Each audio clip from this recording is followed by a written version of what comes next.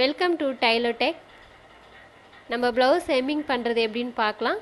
புது புது வீடியோங்கள் பார்க்கணுன்னா சப்ஸ்கிரைப் பண்ணுங்கள். இப்போ நம்ம ப்ளவுஸ் ஹெம்மிங் பண்ணுறது எப்படின்னு பார்க்கலாம். இது ப்ளவுஸ் நெக்குங்க.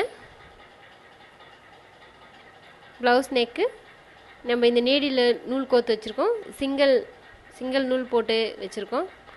சிங்கிள் நூல் போட்டு தாங்க ஹெம்மிங் பண்ணணும். அப்போ தான் அதுக்கு என்னமா வெளியில் தெரியாமல் கரெக்டாக இருக்கும். நம்ம ஃபஸ்ட்டு வந்து பட்டன் பட்டியிலேருந்து ஸ்டார்ட் பண்ணலாம். இது நெக்கு. நம்ம இந்த மாதிரி மடித்து வச்சுருப்பாங்க ப்ளவுஸில். இது வந்து ஃபஸ்ட்டு நம்ம கையில் எடுத்துக்கலாம். இந்த கை வந்து கரெக்டாக இந்த மேல் விரல் மேலே வரணும். இது நம்ம மடிச்சுக்கலாம். இது மடித்து கீழே வந்து நம்ம கொஞ்சம் தான் எடுக்கணும்.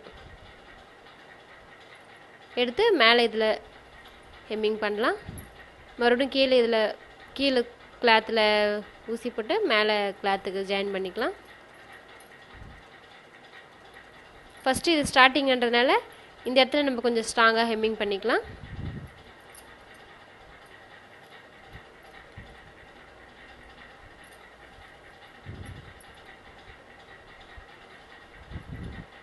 பாருங்கள், இதை அப்படியே ஒரே ஈவனாக மடித்து நம்ம இப்படி கீழே ஒரு விரலை டைட் பண்ணிக்கிட்டு மேலே நம்ம எடுத்துக்கலாம்.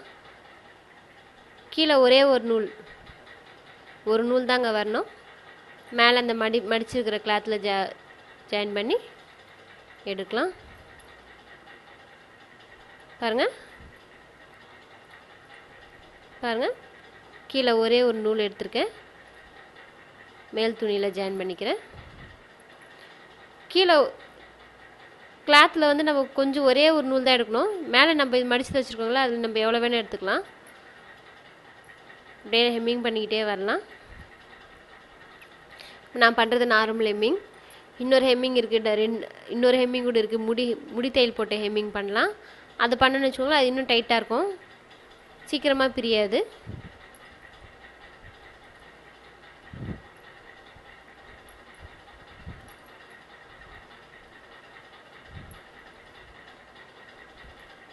பாருங்க, இது வந்து உள் சைடு.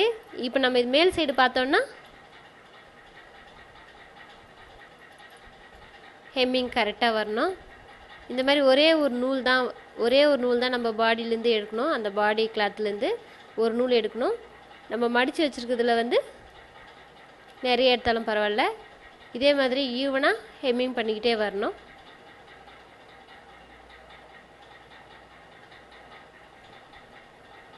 ஸ்டார்டிங் ஹெம்மிங் பண்ணும்போதும் நல்லா ஸ்ட்ராங்காக இங்கே நிறைய ஹெம்மிங் பண்ணணும். அதேமாரி லாஸ்ட்டில் முடிக்கும் போதும் அதேமாதிரி நிறைய ஹெம்மிங் பண்ணணும். அந்த இடத்துல மட்டும் கொஞ்சம் டைட்டாக பண்ணணும். அப்போ தான் ஃபஸ்ட்டு பிரியாமல் இருக்கும். பாருங்கள், இது ஃபுல்லாக நம்ம ஹெம்மிங் பண்ணிட்டோம். இப்போ லாஸ்ட் எண்டு முடிக்க போகிறோம். லாஸ்ட் எண்டு முடிக்கும்போது நம்ம இது முடி தையல் மாதிரி போட்டுக்கலாம். அப்போ தான் அது பிரியாமல் இருக்கும். பாருங்கள், கட் பண்ணியாச்சு. இப்போ ஃபுல்லாக ஹெம்மிங் பண்ணிட்டோம். பாருங்கள்,